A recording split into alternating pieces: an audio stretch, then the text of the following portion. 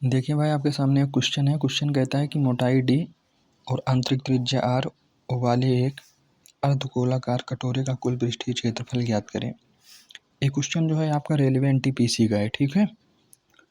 ये question railway NTPC में पूछा गया था और हमेशा हम वेरिएबल वाले क्वेश्चन को देखकर डर जाते हैं। लेकिन इसमें क्या कह रहा है कि मोटाई डी और आंतरिक त्रिज्या आर वाले एक अर्धगोलाकार कटोरे का कुल पृष्ठीय क्षेत्रफल। कुल पृष्ठीय क्षेत्रफल का मतलब होता है total surface area. Total surface area हमको ज्ञात करना है। लेकिन क्वेश्चन तो लग जाएगा तुरंत, लेकिन इसके पीछे का कॉन्सेप्ट पहले हम जान लेते हैं कि अर्धगोलाकार जो होता है, आपको मैं अर्धवृत्त और अर्धगोलम बहुत अंतर है, ठीक है। एक मान लीजिए आपके पास इस प्रकार का गोला है, ठीक है। अर्धगोलाकार बात कर रहा है तो मैंने ऐसे ले लिया, ठीक है।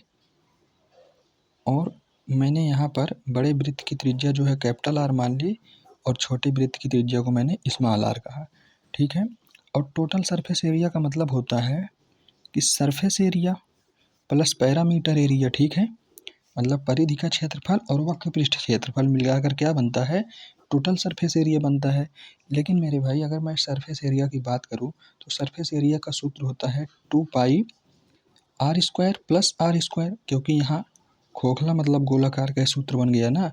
और परिधि का क्षेत्रफल क्या होता है, पाई आर स्क्वायर। तो यहाँ capital R square minus R square. यहाँ मैंने इसलिए घटाया क्योंकि यहाँ पर देखिए घटाने पर ही निकलेगा।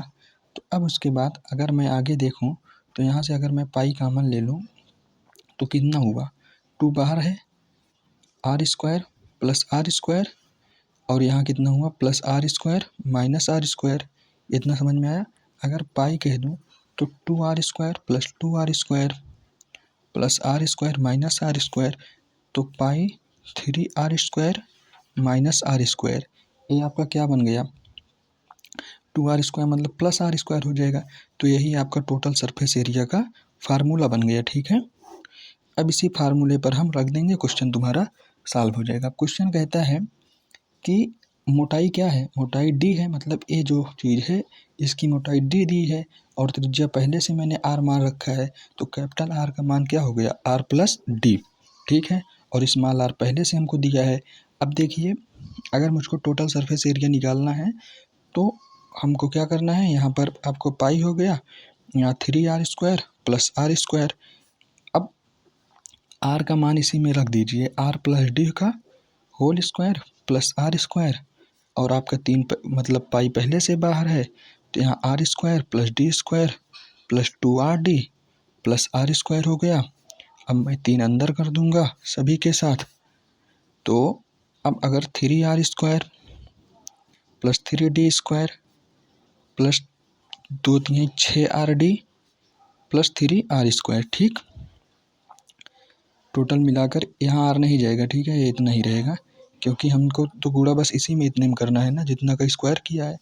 तो अब क्या हुआ कि 3 आर स्क्वायर कितना हो गया, 4 आर स्क्वायर, ठीक है। और फिर इधर क्या हो गया 3 डी स्क्वायर, और प्लस इधर क्या हो गया 6 आर डी हो गया। और यहाँ पर क्या बच गया, पाई बच गया।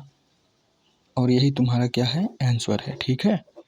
तो हमेशा वेरिएबल वाले क्वेश्चन को देखकर डरना नहीं चाहिए। यहाँ पर कैलकुलेशन बस इतना ही है, ठीक है। ये तो मैंने आपको कॉन्सेप्ट बताया है, बाकी आप इतना है, ठीक है।